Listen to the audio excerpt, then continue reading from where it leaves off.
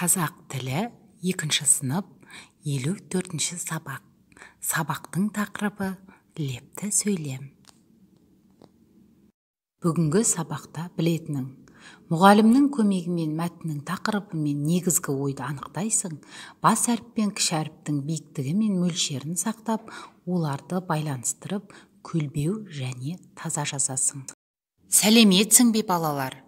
Сабағымызды бастамас бұрын көңіл күйімізді көтеріп алайық. Ризамын бүгінге, ризамын ертеңге, ризамын қазірге.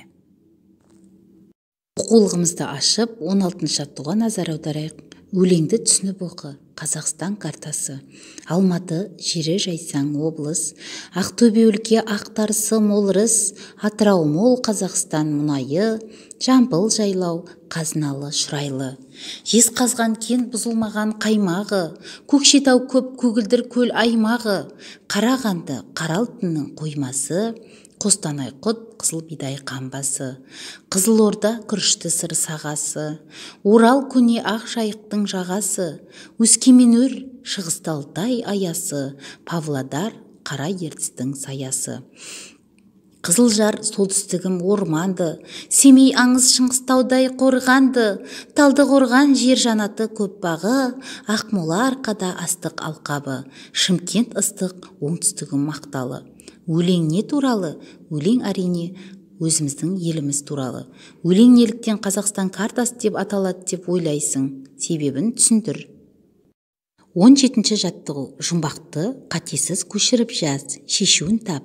Бір жерінде жаз, бір жерінде күз, бір жерінде қыс, бір жерінде көктем. Керемет алып неткен. Леп белгісі неліктен қойылған айт, жұмбақтың жауабы жер шары. 18 жаттығу. Суреттерге қара және мәтінді оқы. Көктемде қыздар гүл тұқымын септі. Ұлдар раушан және жауқазын гүлдерін отырғызды.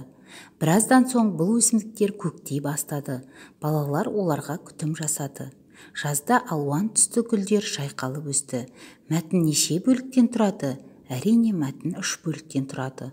Оны қалай анықтадың? Азат жолдарға қарап анықтадық.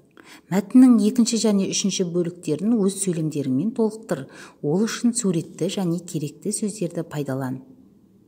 Мәтінге ат қой. Жеке жұмыс. Кестеден облыс, қала аттарын тап. Өзіңді тексер. Шымкент, Қостанай, Алматы, Ақмола, Қарағанды. Мына суретке қарап өзіңді бағала. Қолымнан бәрі келді десең, күнді белгіле. Бәрін үлгермедім бірақ десең, бұлтты белгіле. Қолымнан ештеңе келмейді десең, жануарды белгіле. Бірақ балақай, сенің қолыңнан барлығы келеді.